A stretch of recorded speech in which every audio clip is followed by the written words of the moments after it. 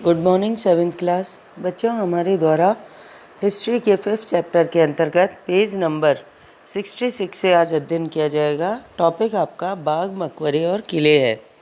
यहाँ पर बच्चों आपने इससे पहले ही पढ़ा था कि मंदिरों को ही मुख्य रूप से जब आक्रमण किया जाता था तो उसे ही क्यों मुख्य रूप से लूटा जाता था।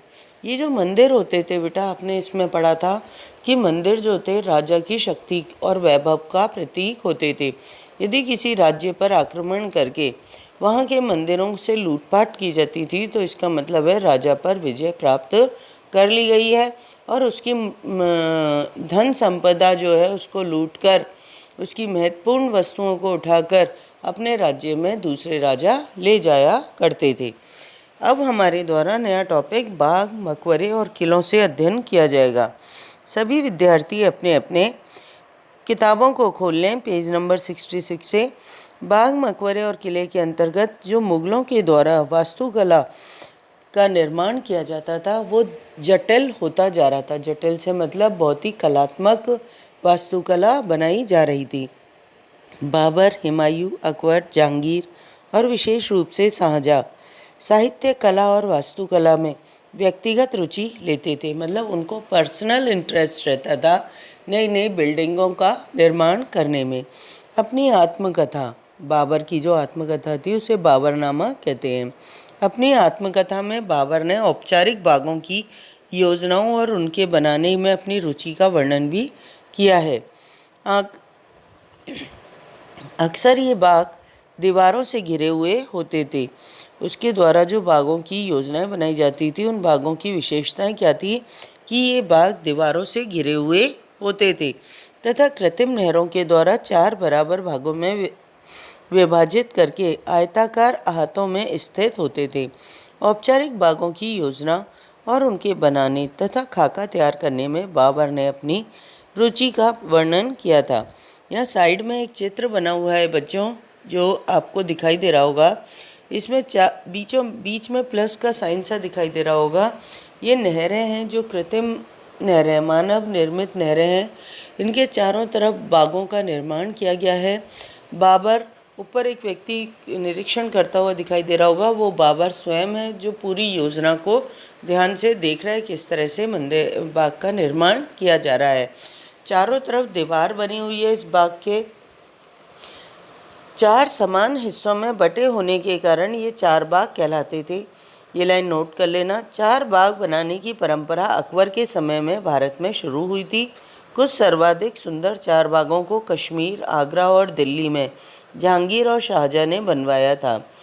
फिर उसके बाद है अकबर के शासनकाल में कई तरह के महत्वपूर्ण वास्तुकलात्मक नवाचार हुए थे। वास्तुकला के क्षेत्र में नए नए आविष्कार हुए थे। इनकी प्रेरणा अकबर के वास्तुशिल्पियों ने उसके मध्य एशियाई पूर्वज तैमूर के मकबरों से ली थी। ये लाइन भी नोट कर लेना। ये जो नए नए आविष्कार किए गए थे, ये इसका मोटिवेशन वास्तुकारों, वास्तुशिल्पियों को कहाँ से मिलता था? तैमूर वंश, जो कि मुगलों के वंशज थे, उनके मकबरों से मिलता था। हुमायूं के मकबरे में सबसे पहली बार देखने में आया था सबसे पहली बार दिखने वाला केंद्रीय गुंबद जो बहुत ऊंचा था और ऊंचा मेहराबदार प्रवेश द्वार पिष्टक मुगल वास्तुकला की महत्वपूर्ण रूप बन गए थे। ये मकबरा एक विशाल और औपचारिक 4 बाग के मध्य में स्थित था। इसका निर्माण 8 स्वर्गों और हस्तविष्टियों की परंपरा में हुआ था, जिसमें एक केंद्रीय कक्ष 8 कमरों का घिरा हुआ होता था। इस इमारत का निर्माण लाल बलुआ पत्थर से हुआ था तथा इसके किनारे सफ़ेद संगमरमर के बने हुए थे। देखो बेटा, यहाँ पर ये जो इमारत दे रखी है 2, ऊपर की बिल्डिंग का तो मैंने, ऊपर के 4 बाग का तो मैंने बता दिया था। ये बाबर के द्वारा बनवाया जा रहा 4 बाग है जो काबुल में स्थित है। इनके बारे में साइड में दी हुई जानकारी हम पढ़ लेते हैं। चित्र 10 जो ऊपर वाला है, काबुल में 4 बाग का खाका बनाते हुए बाबर की 1590 की एक चित्रकारी है। ध्यान दें कैसे रास्ते पर एक दूसरे को काटती हुई नहरें 4 बाग योजना की विशेषता बनाती थी। फिर चित्र 11 जो दे रखा है, ये 1562 से 1571 के बीच में निर्मित हुमायूं का मकबरा है।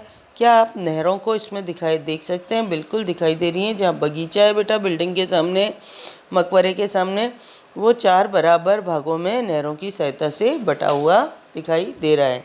नेक्स्ट पेज पर हम चलेंगे तो यहाँ पर एक स्थान दे रखा है जो पिलरों के बीच में सिंहासन जैसा दिखाई दे रहा है। ये दिल्ली का दीवान खास में सिंहासन का छज्जा है।